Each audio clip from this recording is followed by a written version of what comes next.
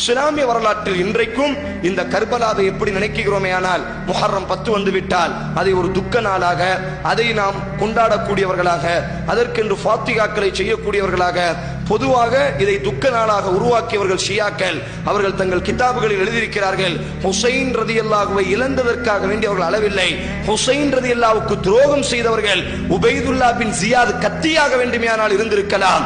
ஆனால் இந்த கூஃபாவாசிகள் தான் ஹுசைன் ரதியல்லாஹு தஆலா அவர்களை கொலை செய்வதற்கு அடிப்படை காரணம். அவர்கள் தான் பின்னால் ஷியாக்களாக மாறுகிறார்கள். அதைத்தான் இப்னு உமர் ரதியல்லாஹு இமாம் புகாரி பதிவு செய்கிறார். மக்காவில் தவாப் செய்வார்கள். இமாம் புகாரி அறிவிக்கிறார், இப்னு உமர் ரதியல்லாஹுவிடத்தில் ஒரு கூஃபாவாசி கேட்பார், நான் இஹ்ராம் அணிந்திருக்கிறேன், கொசுவினுடைய இரத்தம் எனது இஹ்ராமில் பட்டுவிட்டதே, இப்பொழுது என்னுடைய இஹ்ராமை களைய வேண்டுமா, அல்லது இந்த இஹ்ராமிற்காக வேண்டி எதையாவது நான் அல்லாஹ்விற்காக வேண்டி கொசுவின் இரத்தம் தடவியதினால், கொசுவினுடைய இரத்தம் பட்டதினால் நான் எதையாவது அல்லாஹ்வுக்காக வேண்டி அர்ப்பணிக்க வேண்டுமா? ஹுசைன் கேட்பார்கள், நீங்கள் எந்த நாட்டை சார்ந்தவர்கள்? கூஃபாவை சார்ந்தவர்கள்.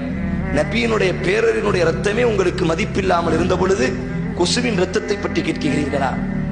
உண்மையில் ஹுசைன் ரதியல்லாஹு கொலை செய்வதற்கு அடிப்படை காரணம் ஷியாக்கள் தங்கள் கிதாபுகள் எழுதுகிறார்கள், ஏதோ பாசத்தால் வெட்டவில்லை, ஏதோ நேசத்தால் வெட்டவில்லை, ஹுசைனை கர்பலாவில் கைவிட்டு விட்டோமே என்ற துரோகத்தினுடைய குற்ற உணர்வால் தான் நாங்கள் எங்களை வெட்டி கொண்டிருக்கிறோம் என்பதாக